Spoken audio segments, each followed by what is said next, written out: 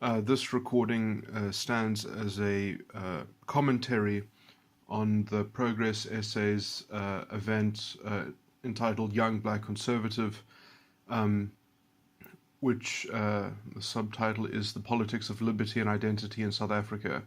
And it was two panelists giving their views and then somewhat entertaining discussion and going over some very important subject matter. I've had some contact with the organizer, I guess, and I guess I have a slightly more controversial view. That technical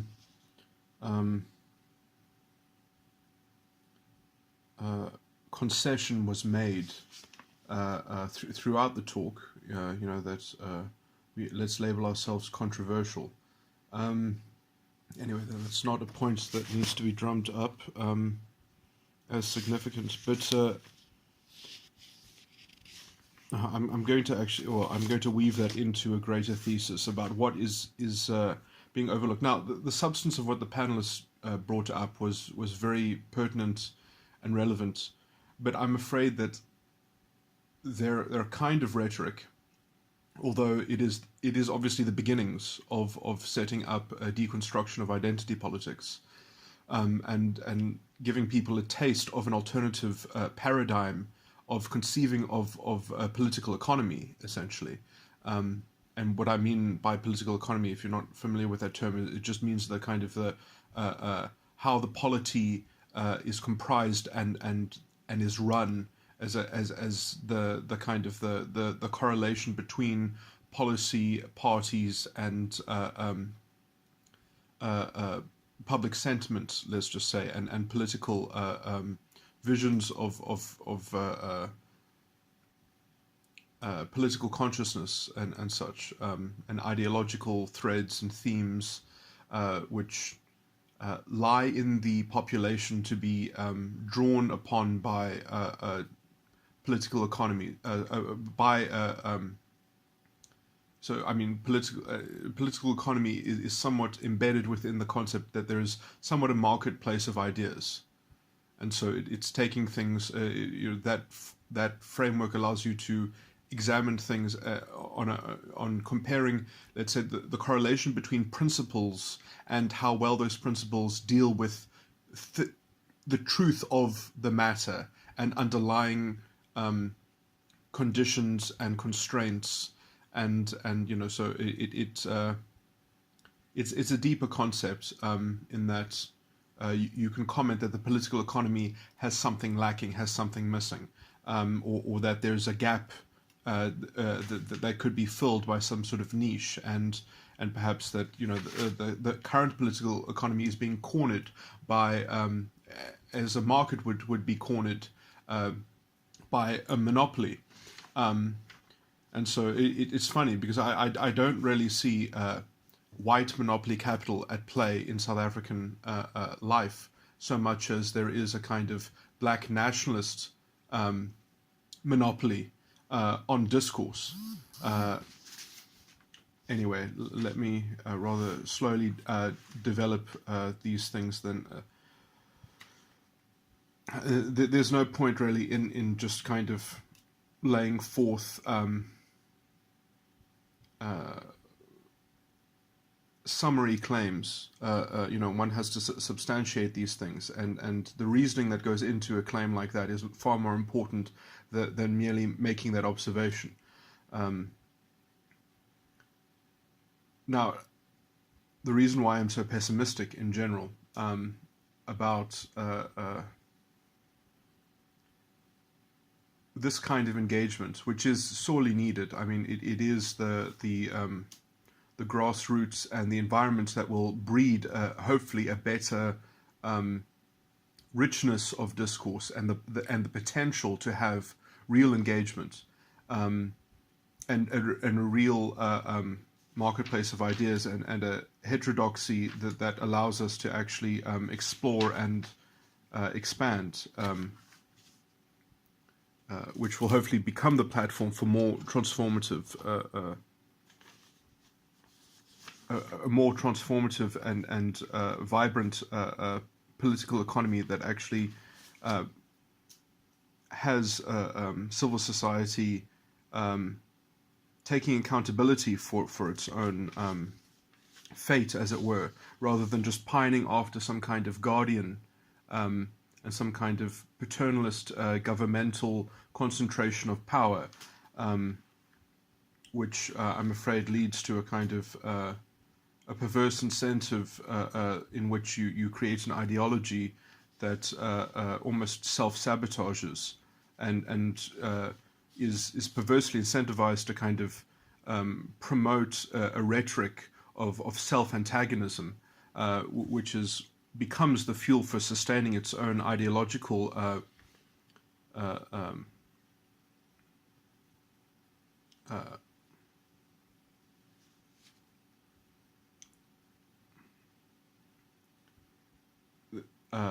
perseverance, as it were. So you have like the kind of the ideological requirements require you to pander to a certain replication of a belief structure, which essentially entrenches you into creating a somewhat of self-fulfilling prophecy.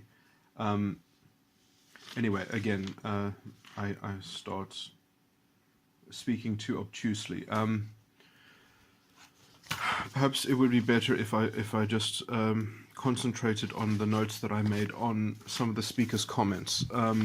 I realized that the speakers did, I think, very well, and it's unfair to kind of sit in an armchair judgment of what they could have gone on to deconstruct and go into, especially with the time constraints. But I do think that there was some gaps, which when people are talking off the cuff somewhat or synthesizing on the spot, it's not easy to be precise, and I do see that there is a slight gap in what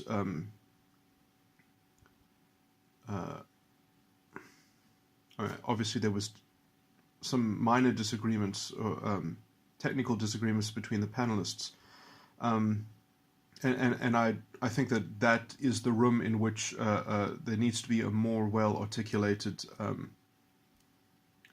philosophical edifice upon which to properly deconstruct identity politics and combat it, and that is what I am very pessimistic about, because the structure of identity politics and its investment in structural racism and structural oppression and such like that, it's a very complicated subject to get into. It's very hard to work out what is going on there. When I say, I mean, people have intuitions about what's going on there, but it's not hard to work out so much as it's hard to describe. It's hard to explain.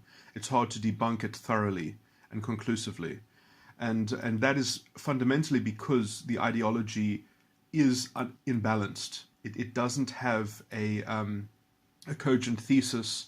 It is intellectually dishonest. And to get into that intellectual dishonesty and the kind of confusions that it peddles, and which have to do with almost an emotional logic. Okay, and I realize that I'm just a lot of this could be dismissed as a sort of obtuse commentary, but I do want to get into substantiating and detailing exactly how this sort of thing comes about. You see that the kind of let's say skeptical question that was asked at the end, like, so you're thrown this kind of claim, oh, well, you're just straw manning the argument, why don't you steel man it and then try refute it, and then the person can just sit there in silence while you try to say something that he will assent that yes, that is the formula, or that is the manifestation of the ideological sentiment which exists within, let's just call it identity politics or intersectionalism or the anti-racism movement as it kind of identifies itself.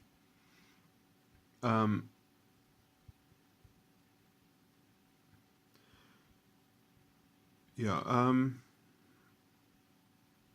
The I'm sorry, I'm very bad with names. But the legal scholar and academic who set up the four different types of conservatism, and the last two being somewhat problematic, I would say. And I do think that, ironically, identity politics brands itself as being left, but it is somewhat entrenched within the last two forms of conservatism, which the legal academic uh, uh, elaborated, and he was, I don't know if people followed it so well, but he was uh, what's the word? He was appropriately skeptical of those constructions as he was describing them and explaining them, and trying to allude to how they promote themselves, but I think he quite technically, or you see, he didn't focus on this,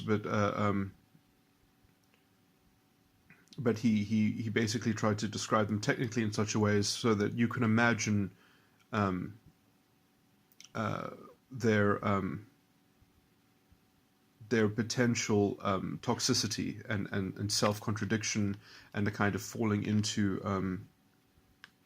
what is usually, or what is at least in contemporary times, associated with the kind of the left-wing radical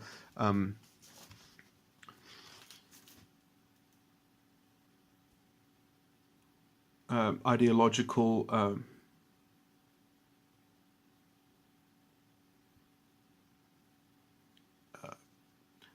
possession, or positions which have often been described as ideological possession. And I would even conflate the last two that he described between the kind of social conservatism and conservatism that brands itself as a kind of a form of nationalism for group liberation. I would say that is a kind of a radical offshoot, or at least a species of social conservatism that's kind of taken towards some extreme, perhaps, or at least becomes a kind of a project which promotes itself as a kind of as a collective identity, but also as a consciousness that pertains to a set of beliefs as a kind of vehicle for the group liberation. And then you get into the kind of this is in fact what identity politics is effectively completely embroiled and engaged in doing. Anyway, and this goes to prove my general thesis is that identity politics is in fact Nazi philosophy. It is fascistic at its nature, at its core. And I realize that would obviously be inflammatory for some people to listen to and hear. I don't really care, because I hold people who believe in identity politics. Although that they can change their beliefs, and I hope that they shall. But people who believe such things, I personally hold in great contempt. I have no respect for their belief system, and how they even propagate and promote that belief system, I find incredibly specious, intellectually dishonest, and they are vile racists often. It doesn't matter what color they are. They have a racialist mentality, which I find it's regressive is a mild term, I think, that should apply to them.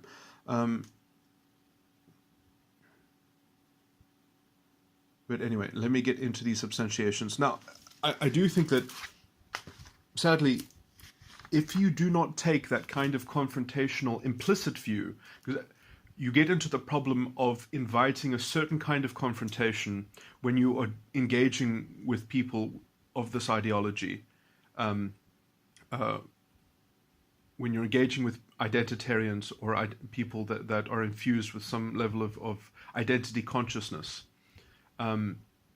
which is inherently problematic, and it falls into their lap, it falls into their hands to be used against you. Because, and I realize that I'm talking around the point, and I will get into substantiating it, but I feel like I have to illustrate some sort of basic scenarios, which I understand people might disagree with, but they should perhaps follow me to the end, so then you can see if the substantiation matches. But sadly, it's getting into the technical substantiation doesn't quite work, because you have to show people what they believe, because their beliefs have so much cognitive dissonance baked into them. There is so much fudged thinking in the identitarian movement. That is why whenever they deal with practical solutions, they are often of the mind that, oh, well, that's just complicated, and essentially they fudge some kind of revenge consensus, that as long as the solution is representative of some kind of program of revenge, then it must be doing progress. That is almost how they define progress, as a negative value that attacks what is evil, and that essentially hurts the perpetrator, and that will now that I've just described that, I might as well just abstractly lay this out in the principle form, which will make it more identifiable to people witnessing how this ideology operates.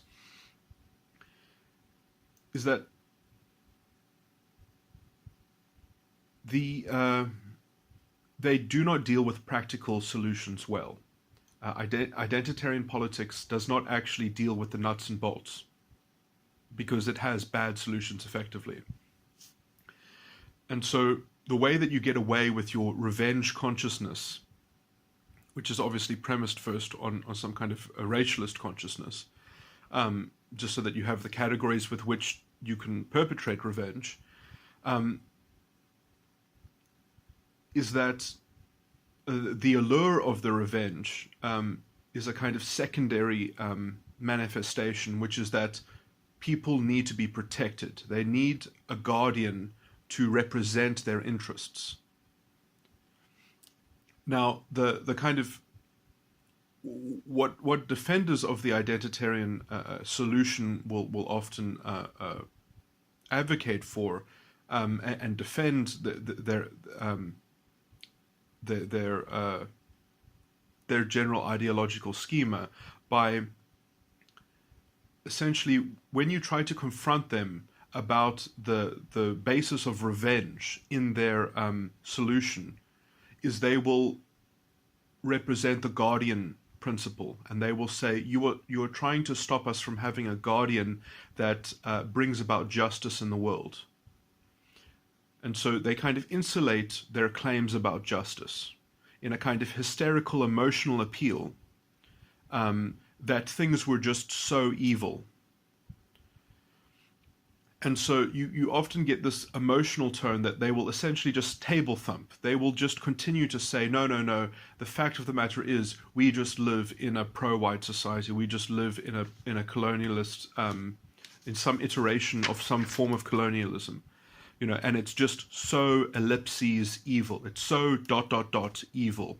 And when you have that tone of engagement, it's not real engagement. Okay, you're not engaging with anyone's picture of reality, right? They are literally just repeating the premise upon which they can start to build the imaginative exercise of what the guardian is going to do to fix the situation, which is already premised on the fact that essentially things are so evil, and revenge is the vehicle of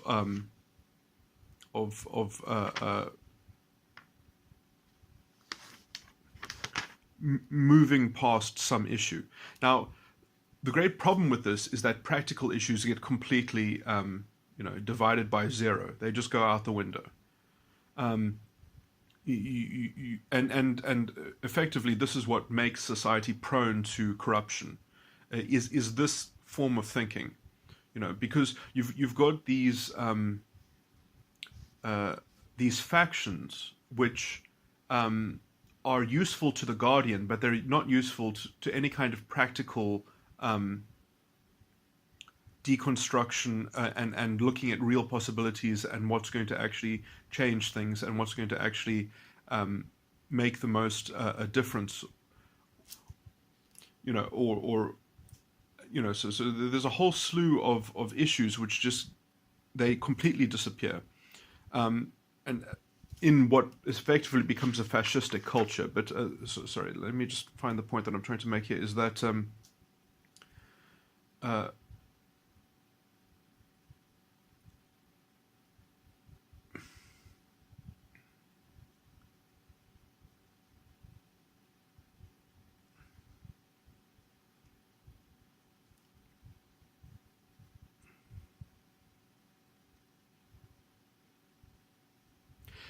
this issue was kind of entered into by one of the panelists when he was talking essentially about the claim that when you try to promote the interests of an identity group, you have to be careful because you are also a minority of some other identity, or you will potentially hope to be a minority within some, so like, we're all a minority in some aspect or something like that. And that was almost a general claim that's just like, you belong to other groups that you would hopefully want to freely associate yourself with at some point. You would like the possibility of being able to differentiate yourself on some level. And then in that subcategory, you're not going to be part of the mainstream, and will you have the room to breathe, as it were. And so if you're going to be a minority about something, if you are part of this bandwagon that is very good at policing boundaries, then you are going to be self-defeating in that that you've basically set up an engine for repression, as it were. And although that repression, when being used against the evil perpetrator and used to take revenge against some perpetrator, it can make you feel self-righteous. It can infuse you with a sense of self-righteousness. You're going to eventually fall on the fall foul of that that very almost hysterical oversimplified schema. Okay, that's not the point that I wanted to draw out there, but let me just try to gather it again, is that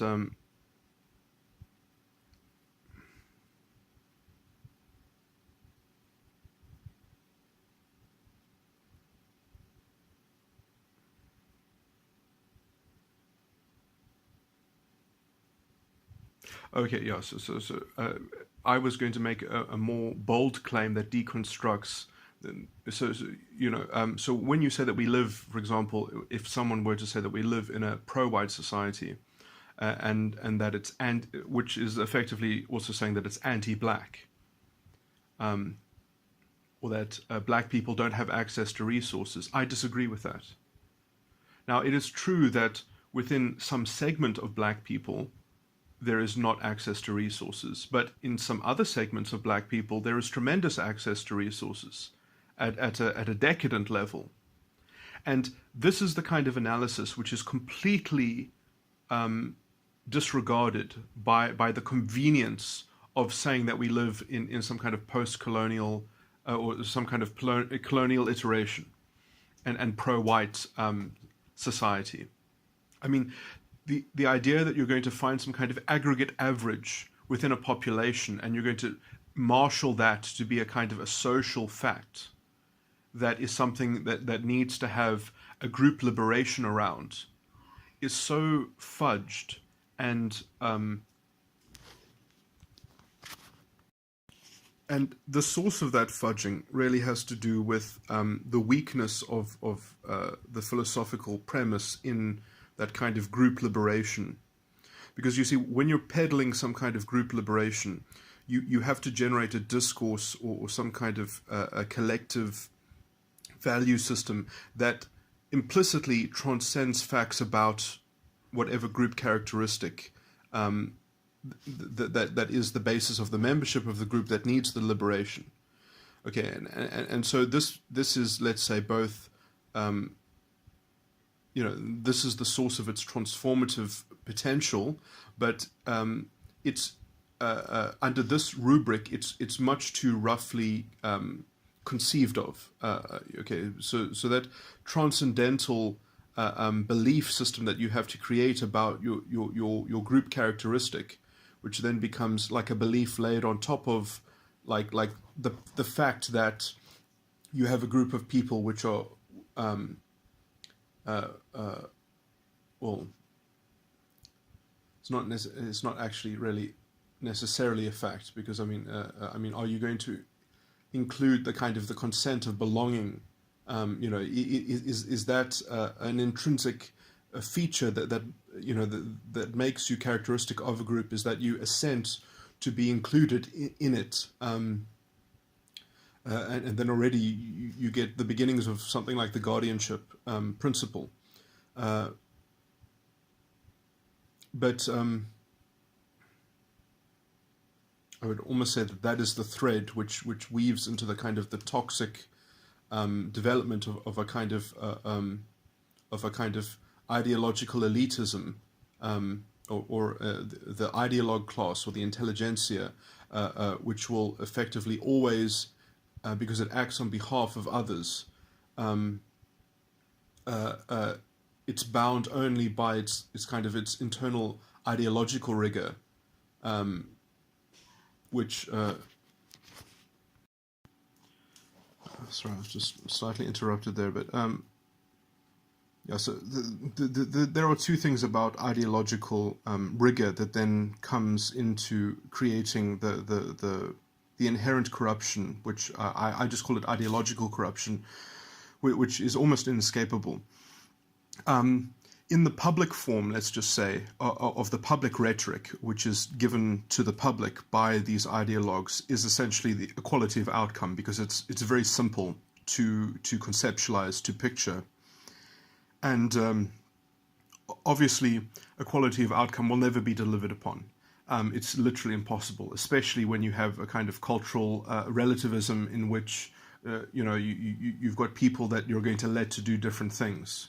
Like, it's not going to work. You're going to have to make everyone the same in some way. And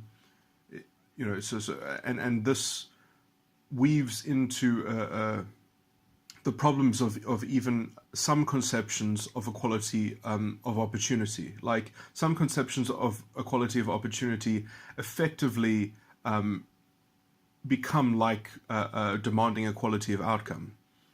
Because the only way to ensure them is to literally standardize child rearing and to give everyone the exact same, quota of how they would, so you would effectively have to remove parents, or you would have to regiment parents in some kind of incredibly authoritarian, that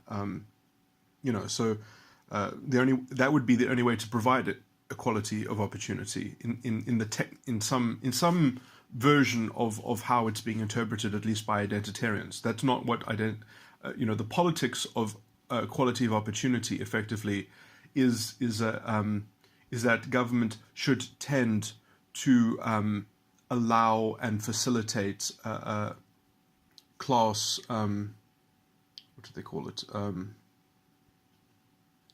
Class mobility. That it should be something that is roughly guaranteed and by the government as it can afford to do so. And obviously when you're dealing in a country that has such a deep well of poverty, just raising the standards, up to a kind of stable working class would be, let's say, the first priority before, trying to get people from, get people into being billionaires, because the cost of that to the system, if you can make one black person a billionaire, I mean, have you really empowered blackness? In some sense, it might be a statistical milestone in that, it's a kind of, it's a token or a symbol of a kind of that things are going to be evened out. But it's completely decadent to do that form of transformation when the cost to the systemic cost in terms of like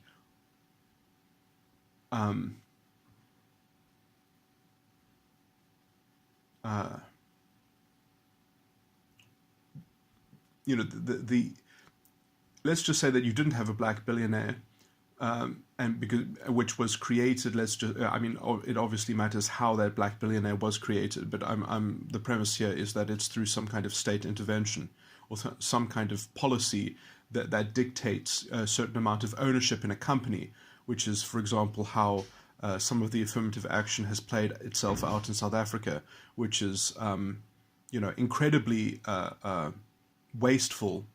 If you're going to concentrate ownership in one person, or if you're going to do masses of share redistribution almost to black ownership, and then they just sell it immediately, why not have just given people some sort of general grant, that's evenly distributed, or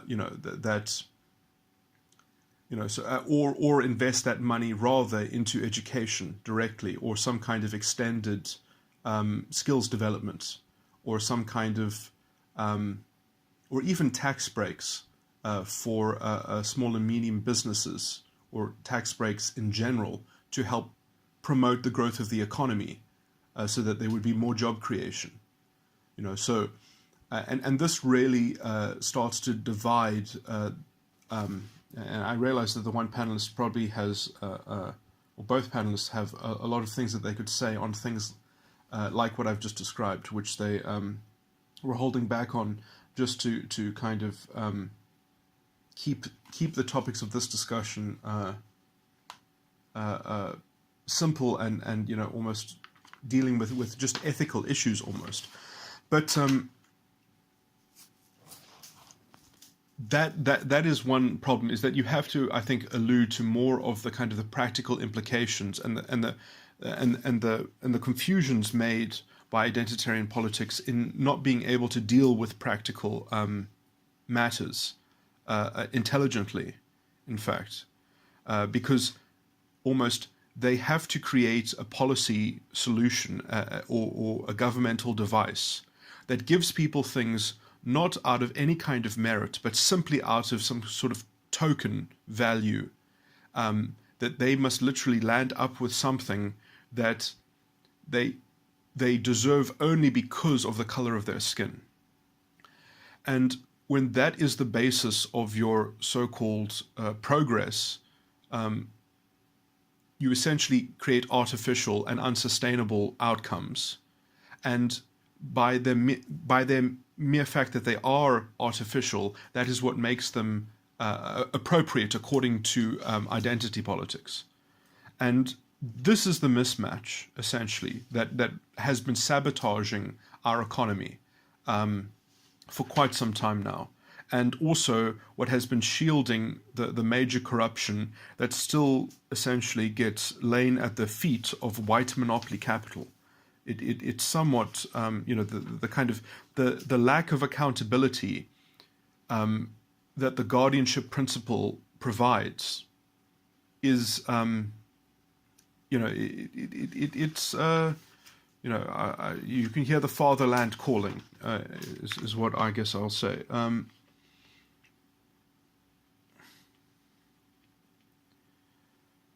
So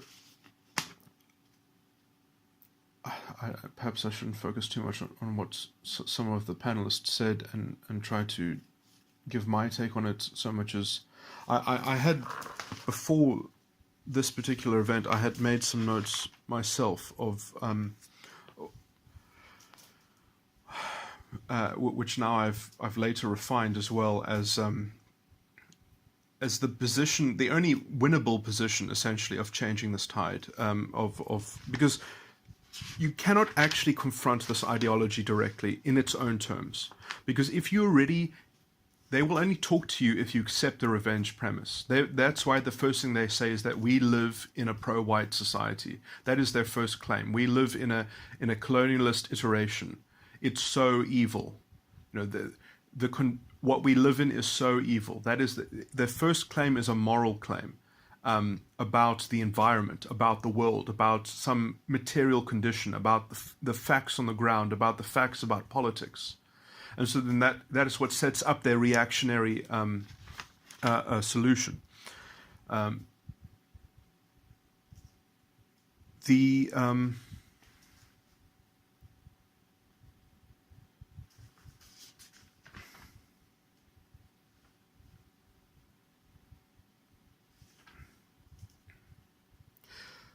So effectively, they start from a premise essentially that revenge is necessary or desirable, or that it would be a good idea, and it would be definitely appropriate. That is their starting point. Now, if you do not attack that, that is really the only point in which you can make change. And you have to attack that principle, and you have to show that it is impractical and that it is self-delusional in some sense, and that it creates a mythology, a fascistic mythology about history, in which you care very much about the history that supports your kind of identity categories, but you're not prepared to look at the ideological categorization of the political scenario that we exist within today. You know, so things are about a certain kind of history. They're not about the history that happened 8 years ago, and they're not about the history of Jacob Zuma's presidency or any other presidency since 1994. They are, you know, there's this tremendous blind spot in terms of responsibility and accountability, and it is a discontinuity of accountability, which then eventually gets into the guardianship, a form of the solution, which yeah, is obviously deeply problematic. But okay, now I'm reiterating myself. But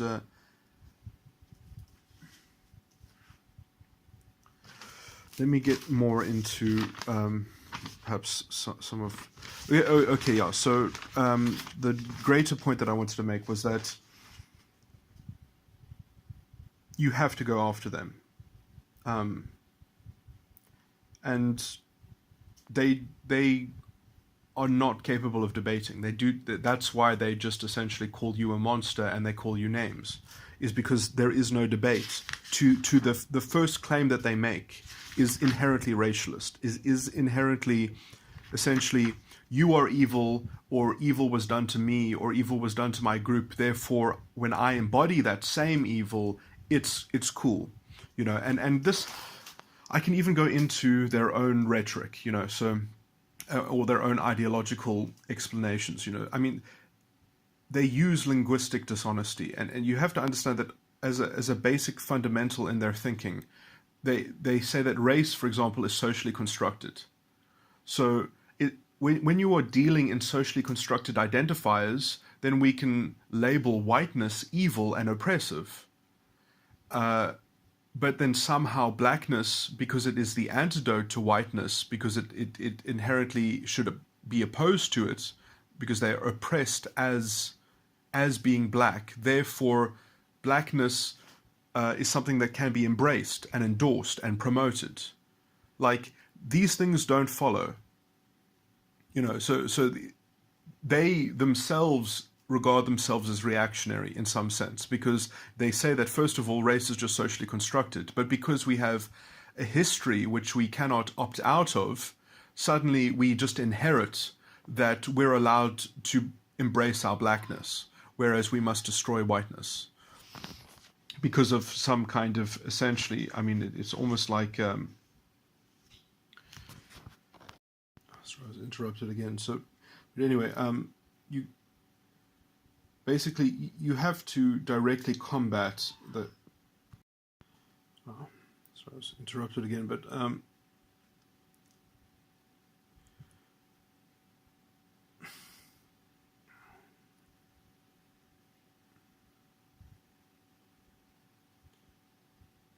So let me.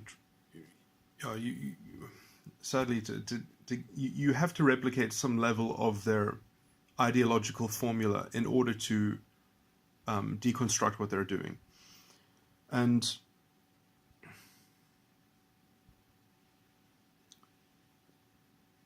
there is there. Sorry, I was just interrupted again, but okay. So you have to model their ideology in order to show the conflations that they are making. And so you have to bring it down into kind of simplistic language, and so they've got this.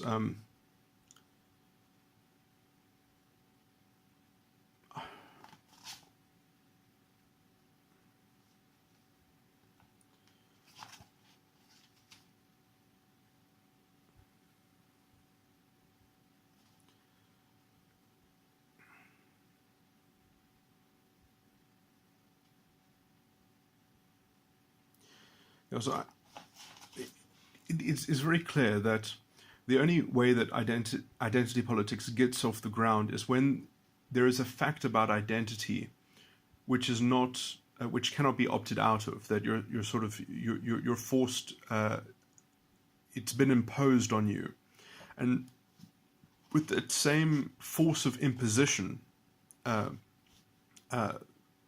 so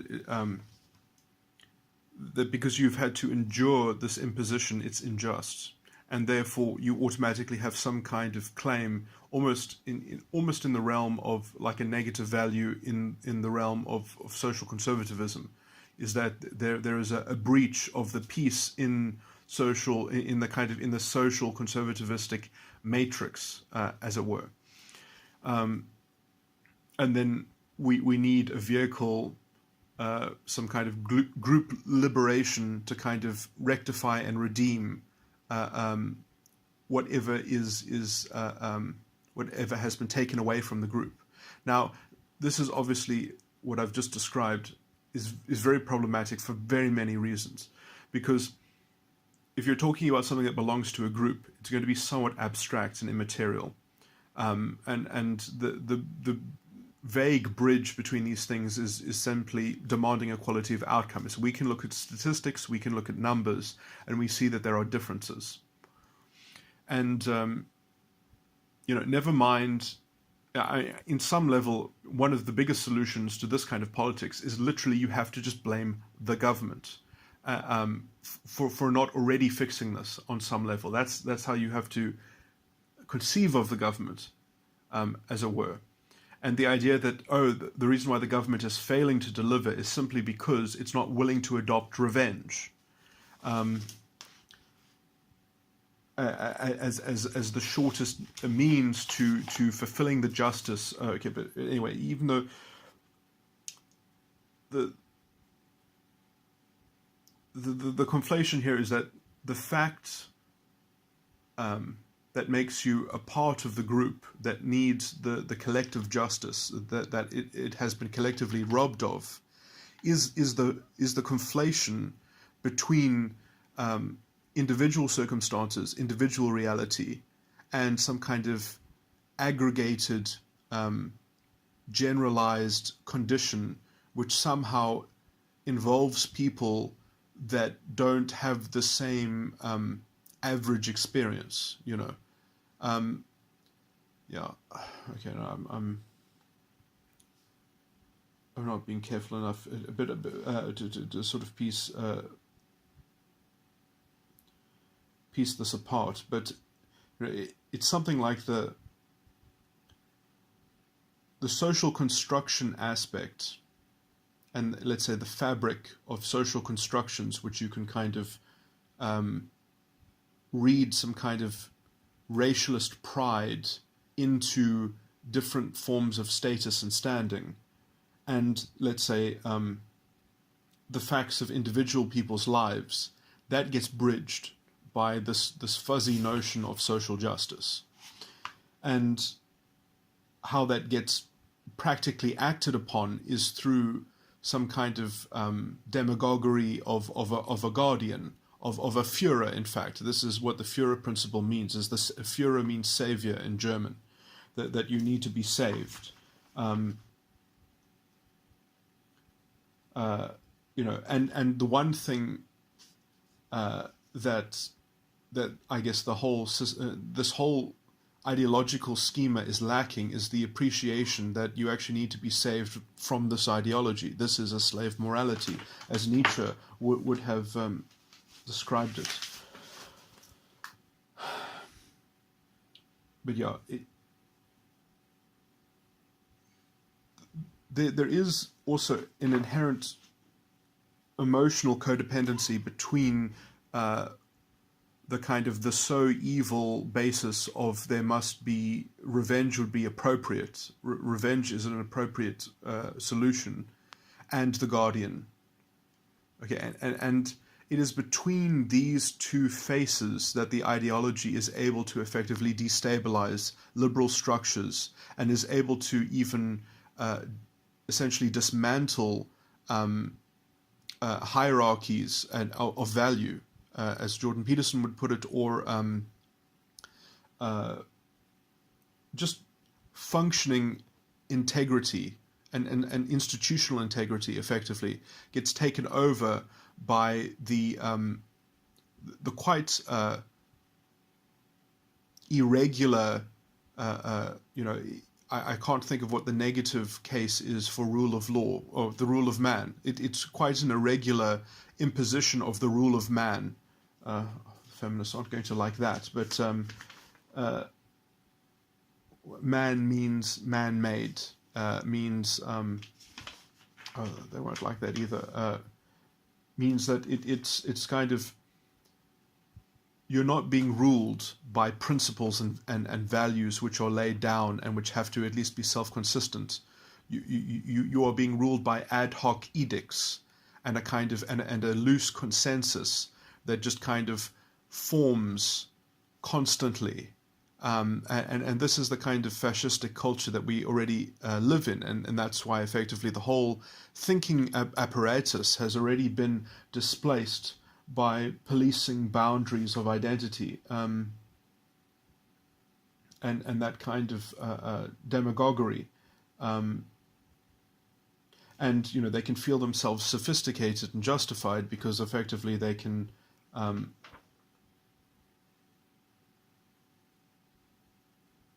essentially just table thump. They can literally just say, well,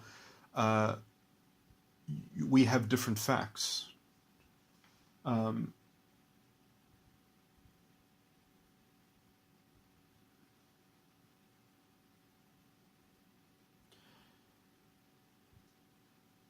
Yeah, so the only way to combat them really is to confront them with opposing principles. And sadly, or it's not even sadly, I mean, the Constitution has not been used against these people, and it should have been. It should be illegal to teach identity politics at university. It is illegal. It is unlawful, rather. And we should actually create a legal test that deconstructs and formulates the racialist. I mean, it is latent hate speech at its core. Now, I have not been developing this thesis well enough in this particular talk, but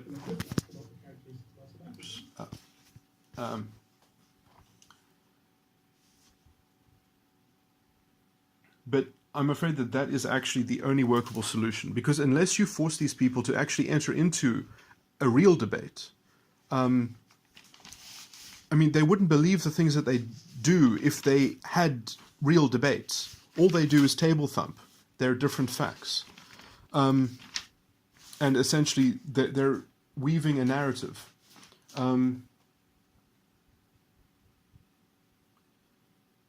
So, I mean, it's somewhat ironic because they seem to have all this rhetoric and ideological sophistication about narratives, but it turns out that when you do that, you end up resorting to a kind of a brute force narrative that you'll just shove down everyone's throat. you'll be so-called justified in doing so because anyone else who disagrees with you is just has some kind of stupid narrative. Now, I'm not saying that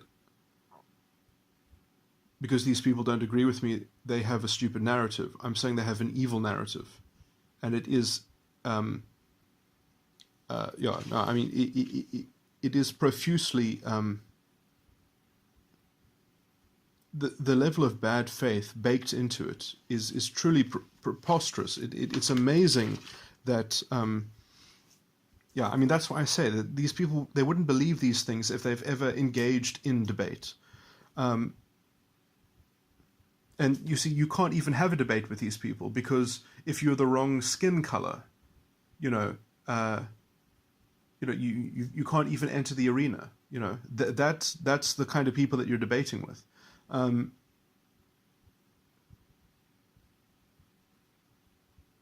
To even gain entry into the arena, you have to already agree with them, essentially.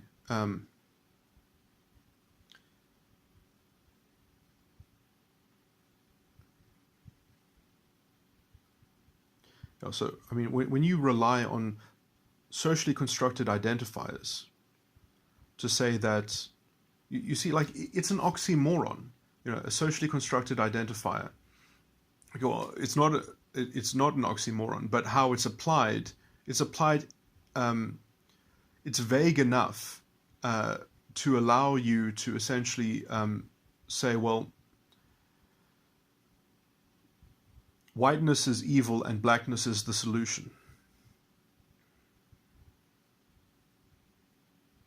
I mean, if you followed some of their prime thinking, you might get to a non-racialist conclusion, but they won't let, their non-racialist conclusion says, well, after we've had the revenge that is needed to cleanse the system,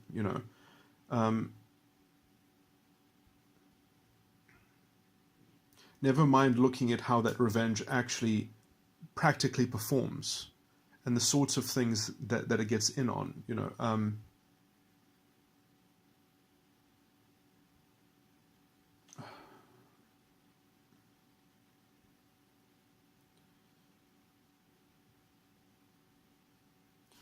But yeah, so I mean, the idea that you're going to deconstruct the guardianship stuff, you can deconstruct the guardianship stuff, and I think that that's what the panelists were more focused on debunking, and what they even successfully managed to kind of make some inroads.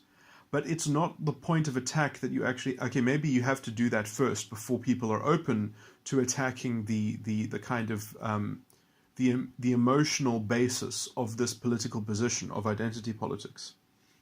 But, I mean, I have a thought experiment, which is, I think, performs some level of catharsis. And this is the level of confrontation that you need to put to people in order to make any progress, I believe.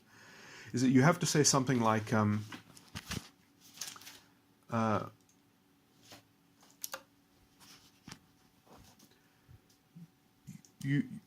what you have to say is, you have to understand the Afrikaners in this country, right? They developed apartheid on some level because they felt so harassed, or I mean, they had an arduous history with the English where they felt very, very persecuted, right? And now apartheid persecuted a different group of people, and now that group of people feels that it has the right to go on persecuting other people. So it's like a chain of oppression, as it were. I mean, you'd almost think that everyone in the EFF and such, and the black nationalist section of the ANC should look at the Afrikaners and should say, oh, well, I guess they are just like us. We were exactly the same. I mean, I don't see how you can get out of that moral equivalency. I mean, you do have to understand that the apartheid government were justified everything they did as acting defensively. they justified it as a and that is always how essentially forms of fascism always placate their political economy. That's how they set up their political economy, and that's the form of rhetoric. That's the moral basis of all disgusting, dumbed down political economies that get into this rut, which effectively ends up creating a self-fulfilling prophecy that is effectively the amount of growth that we've had in identity consciousness in this country could have been economic growth instead. But the ANC chose essentially to invest into promoting identity consciousness instead, and promoting government. That's really how you have to size up the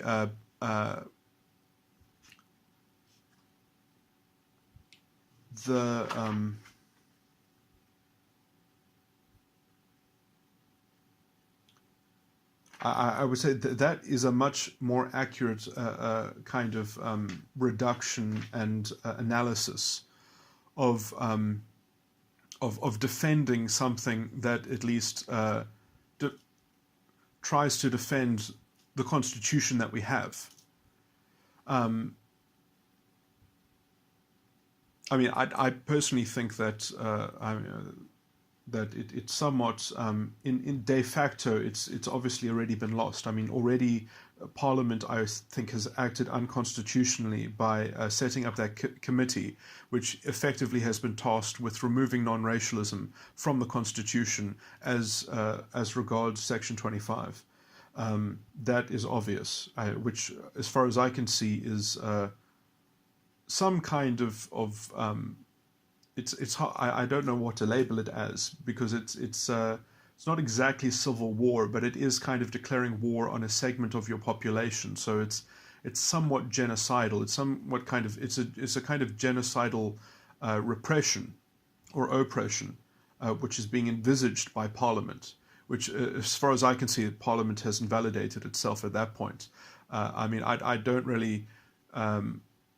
I mean, I'm very pessimistic about all of this stuff politically, because I would just say that as soon as you have fascism that has reached this level of popularity and cultural capture, I would say that the only way to get over it is you have to give it some territory to actually exhaust itself. You have to basically divide the country up and say, you do whatever you want, but don't fuck with us.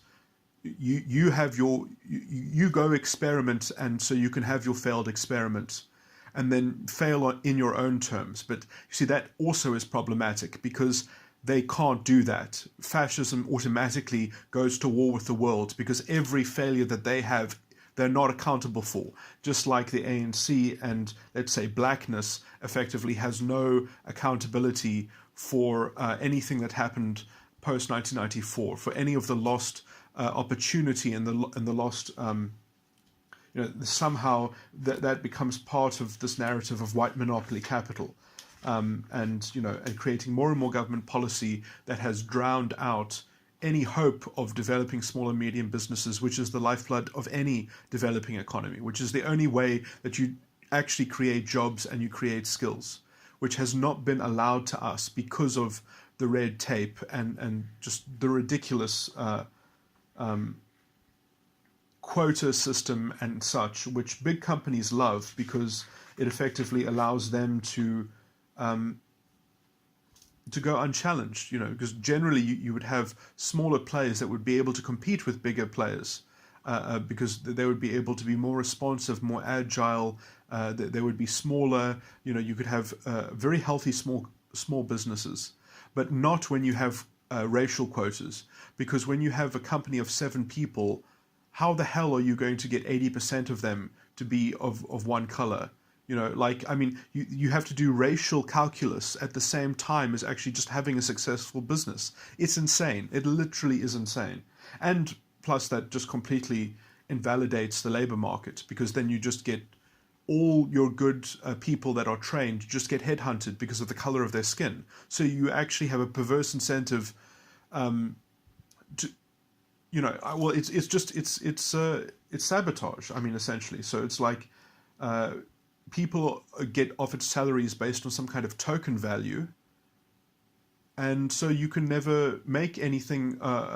Because I mean, for a small business, it's hard enough when you're trying to retain your staff. And now you have to deal with the price of labor that has nothing to do with productivity and just has to do with a kind of ideological system of identity consciousness, which has to be created in order to justify this level of disruption and constant undermining and sabotage. And so, you can't just have an honest economy that can genuinely develop and create real ladders, and so, I mean, the government could instead be trying to help businesses by helping people, give people skills or subsidize that or something like that, instead of mandating quotas. But no, we've gone for the command authoritarian solution, and so obviously when that fails, they can ask for is more influence and control over resources and more concentration of power. Even though, look where that's got us, look where that's got ESCOM.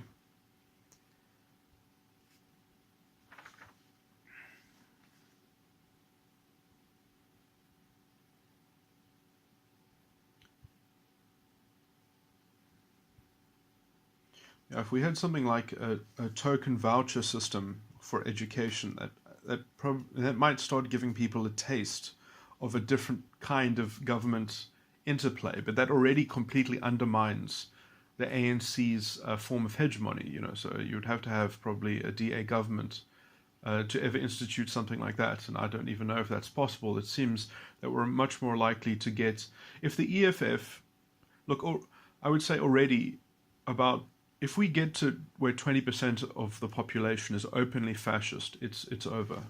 Because at that point they will have a coup.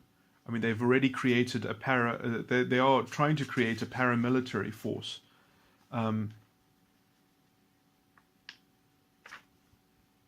It's incredibly disgusting. I mean, yeah, it's basically Weimar Germany with the reincarnation of Hitler in black skin. That's what we've got. That's what we're dealing with, and we've still got academics that essentially are very good at avoiding the real debate. They can't contend their idea. I mean, yeah, I personally find it slightly insulting to think that, these people just need to be debated with and then they lose the debate. That's not how these departments are constructed. If these teachers are turned, then they won't teach their classes anymore, then they get fired, and then replacement ones get hired. Their subjects themselves are inherently wrong. I mean, it's the same as Aryan studies in Nazi Germany. These race and gender studies are essentially just, I mean, they're spiritual versions of Nazi philosophy, in fact. So instead of saying that there's something inherent in your race genetically, they say there's something inherent in your race historically. It's a distinction without a difference. I've got lots of videos that deal with this stuff directly, but I mean,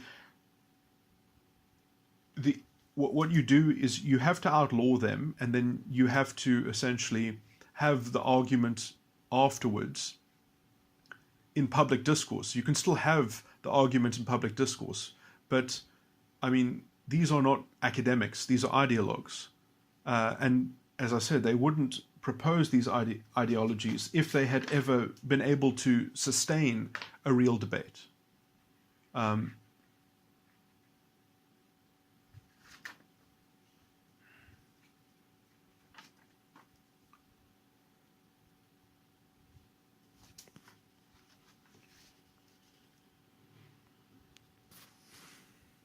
Okay, well, I guess I don't really have much. I probably could have gone a lot smoother, and I probably should have gone into more other things.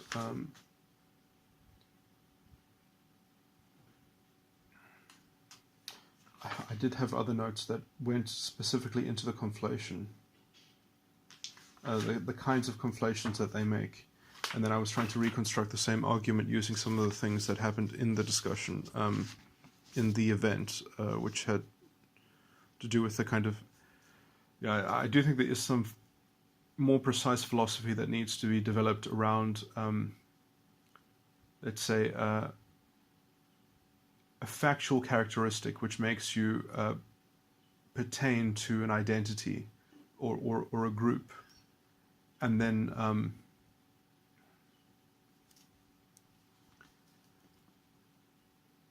how that kind of gets conflated with social constructionism, or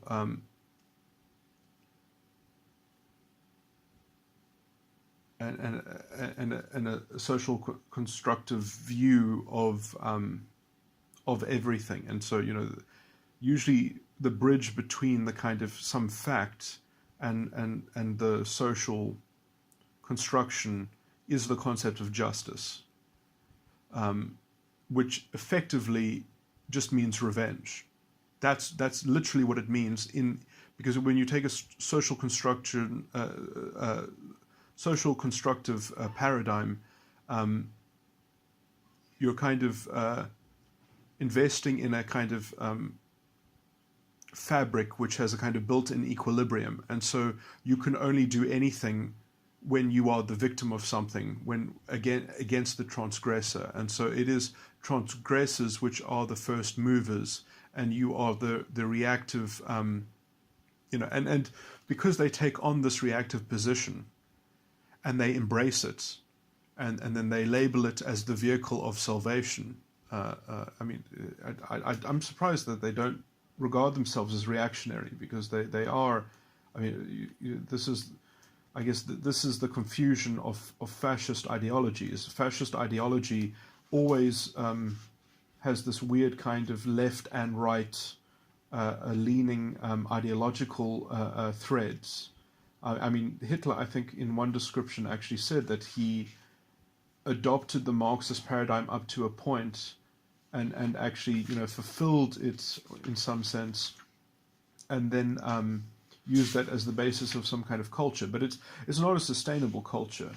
I mean, it will always go crazy, because it effectively is a kind of, it is a collective delusion, and it requires that repression to be the cohesive force. If you don't have this coalescing feature in history to brand yourself something, and it really does make people, it degrades them on the inside, because they that group identity essentially becomes their soul. And just to sustain that mentality is so fragile.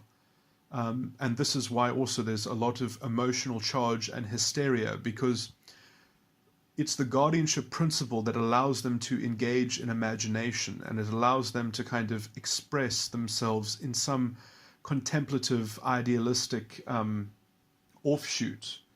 And that has built into it this assumption of historical denigration, and so and what you actually find is that you can't go too far in the imagination space until you have collected enough susceptibility to historical damage, or at least to some kind of racial pride or something like that. And so this is also what promotes hoaxes, these hate speech, well, not just hate speech, but hate crimes and hoaxes and things like that. And this is why people will torment themselves, or get their friends to torment themselves, or they will torment each other, because it is the fuel for this very